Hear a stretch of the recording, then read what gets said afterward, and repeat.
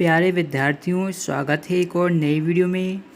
विद्यार्थियों, अब आप समझ ही गए होंगे जो आपका त्रैमासिक के जो पेपर आपके लिए जा रहे हैं वो अब आपके सेट में लिए जा रहे हैं। ठीक है, यानी कि आपके लिए जा रहे हैं set A B C D, इस तरीके से आपके सेट आ रहे हैं। ठीक है, तो अब आप ये नहीं कह सकते कि आपका कौन सा सेट आएगा, इसलिए क्या है अब आपको तैयारी बहुत ही अच्छी तरीके से करनी होगी। ठीक है, तो जैसे कि आपको पता है कक्षा 9वीं का इंग्लिश का जो आपका पेपर था उसमें हमने आपको क्या है 2 आपको मॉडल पेपर प्रोवाइड किए थे। ठीक है, उन 2 मॉडल पेपर में से आपकी देखिए एक तो पैसेज सेम टू सेम आपकी पूछ ली गई थी। ठीक है, यदि आपने वीडियो देखी हुई तो आपने 5 नंबर उसमें पक्के कर लिए होंगे। ठीक है, इस तरीके से बहुत सारे क्वेश्चन थे जो आपके सेम टू सेम आपके पेपर में देखने को मिले हैं। ठीक है, उसी प्रकार क्लास 10 मैथ की वीडियो लेकर आ चुके हैं। ठीक है, तो यहाँ पर आपको क्या करना है, वीडियो को पूरा देखना है और जो क्वेश्चन आपको बताए जा रहे हैं वो आपको क्या है विश्वास के साथ अच्छी तरीके से इनको सॉल्व कर लेना है। ठीक है, क्योंकि यदि आप अभी भी रियल पेपर के चक्कर में पड़ेंगे कि आपको रियल पेपर मिल जाए, तो मैंने आपको पहले ही बता दिया है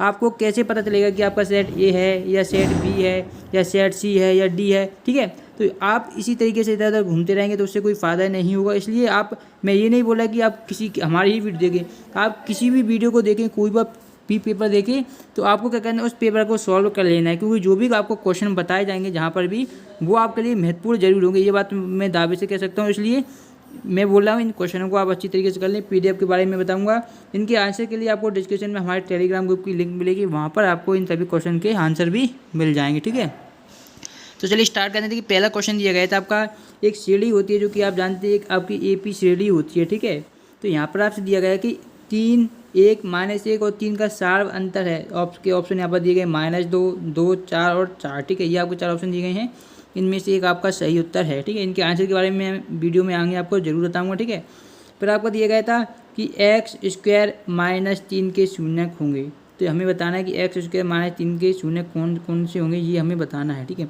तो शून्य का आपको निकालना आता नहीं आता, तो इसका मैं आपको आंसर सॉल्व करके बता देता हूँ। ठीक है, आपने एक फार्मूला तो पढ़ा होगा a² और -b² का। ठीक है, ये फार्मूला पढ़ा हुआ, तो इसको आप इसी में आपको चेंज करना पड़ेगा। जैसे कि यहाँ पर x² है, इसको आप कर सकते हैं अंडर रूट -3 का स्क्वायर होल स्क्वायर, इस तरीके से कर सकते हैं। ठीक है, फिर इसे आप खोलेंगे तो ये आपको हो जाएगा x + √3। ठीक है, और ये हो जाएगा आपका x - √3। तो जब इसको आप बराबर 0 में रखेंगे तो ये आपका आएगा प्लस का √3 आंसर में, और एक आएगा माइनस का √3, जो कि आपको फर्स्ट ऑप्शन में देखने को मिल रहा है। ठीक है, इसी प्रकार आपको शून्य निकालने होते हैं, आसानी से आप किसी भी क्वेश्चन का शून्य निकाल सकते हैं।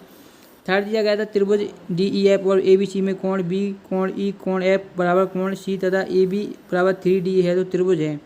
हमें बताना है कि त्रिभुज सर्वांगसम है परंतु समरूप नहीं, समरूप है परंतु सर्वांगसम नहीं, ना तो सर्वांगसम है ना ही समरूप है, सर्वांगसम समरूप दोनों है। ये आपके क्वेश्चन दिए गए हैं।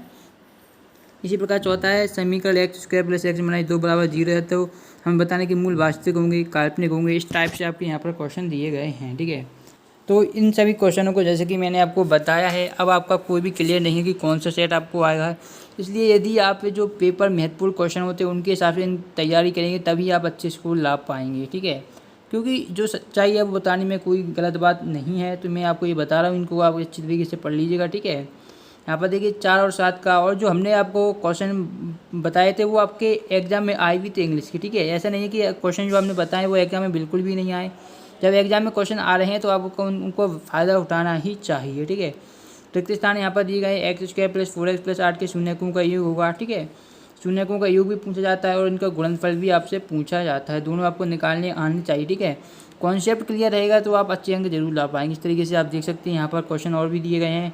भाज्य बराबर भाजक गुणे भागफल, फिर आपका आता है प्लस शेषफल। ठीक है, क्योंकि भाजक जब हमने एक बार यूज कर लिया तो दोबारा भाजक आपका यूज नहीं होगा। ये इतना जो कॉमन सेंस जिस स्टूडेंट के पास होता है वो जो क्वेश्चन नहीं आते उनको भी वो सही करके आ जाता है। ठीक है, सभी व्रत होते हैं, सर्वांगसम होते हैं, समरूप होते हैं। इसी प्रकार ये विभक्तर वाला क्वेश्चन यहाँ पर दिया गया है।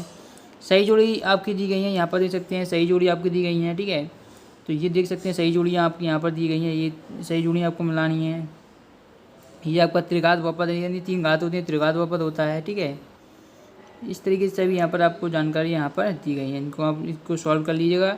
बाकी आंसर तो आपको टेलीग्राम ग्रुप पर मिल ही जाएंगे। ठीक है, उसकी आपको कोई प्रॉब्लम लेने वाली बात नहीं है।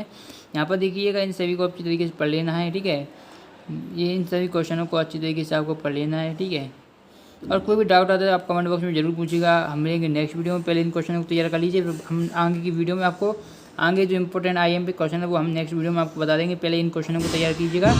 ये आपके लिए पार्ट 1 है, ठीक है। पार्ट 1 की ये वीडियो है। नेक्स्ट में पार्ट 2 की वीडियो आपको बहुत ही जल्द मिल जाएगी, इसलिए चैनल को सब्सक्राइब जरूर कर लीजिएगा। मिलते हैं नेक्स्ट वीडियो में। धन्यवाद।